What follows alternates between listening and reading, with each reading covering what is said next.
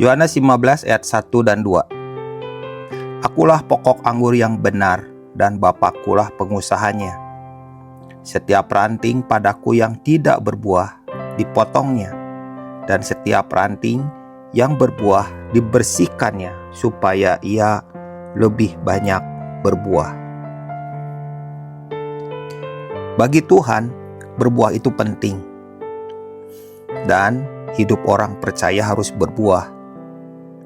Namun sebenarnya, kalau kita berbicara tentang berbuah, berarti kita akan dipangkas, dipotong, dikerat. Bagian-bagian yang tidak berbuah itu harus dihilangkan. Lalu yang berbuah juga harus dipangkas juga, supaya menghasilkan buah lebih banyak. Tuhan ingin supaya setiap ranting itu dibersihkan dari hal-hal yang menghalangi potensi berbuah lebih banyak. Karena itu, sebagai seorang pengusaha, di sini kan ditulis, Bapakkulah pengusahanya.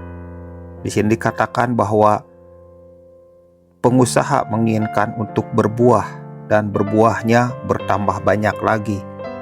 Jadi segala usaha yang dilakukan adalah supaya ranting-ranting itu berbuah lebih banyak lagi. Kalau kita mendengar kata berbuah, identik yang paling kuat di dalam hati saya adalah tentang dipangkas, dikerat, dipotong. Itu berbicara tentang poin-poin yang harus dihilangkan dalam diri kita. Tujuannya apa? Tujuannya supaya proses pemotongan, pemangkasan, pengeratan itu membuat kita bisa berbuah lebih banyak, mewujudkan potensi yang penuh dalam diri kita untuk menghasilkan buah lebih banyak bagi Tuhan. Semua yang menghalangi kita dari rencana Tuhan dalam hidup kita juga harus disingkirkan, harus dikerat, harus dipotong. Tujuannya lagi-lagi tentang buah, supaya berbuah lebih banyak lagi. Kita tahu bahwa Tuhan adalah sang tukang kebun yang memangkas semua hal supaya kita berbuah lebih banyak. Karena itu izinkan Tuhan memangkas hidup kita, memotong bagian-bagian yang tidak diingininya, mengerat bagian-bagian yang menghalangi kita masuk dalam potensi yang penuh supaya berbuah lebih banyak lagi. Dan Bapa kita yang di surga menikmati buah-buah dari hidup kita. Tentang hal ini adalah masalah kehidupan rohani, masalah kehidupan dalam pelayanan. Seringkali orang-orang mengukur buah dengan hal-hal yang bisa dihitung secara kuantitas. Mereka melihat bahwa berapa banyak yang dihasilkan, berapa banyak yang dibawa. Tentunya bukan seperti itu.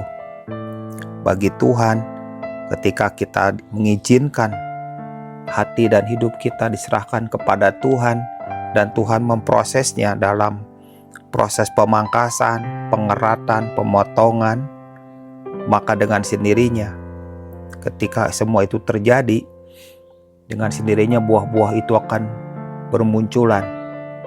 Entah kenapa, tanpa ada program harus berbuah, itu akan muncul. Tanpa ada acara harus berbuah, itu akan muncul. Tidak ada program, tidak ada acara, buah itu menjadi agenda Tuhan dalam hidup kita. Karena itu poin penting adalah bagaimana kita mengizinkan Tuhan memangkas, mengerat, menghilangkan, memotong bagian-bagian yang tidak diingini dari hidup kita, dengan tujuan supaya kita berbuah lebih banyak lagi. Setiap ranting hidup kita berbuah lebih banyak lagi, dan buahnya dinikmati oleh banyak orang, dan buah itu juga memuliakan nama Tuhan.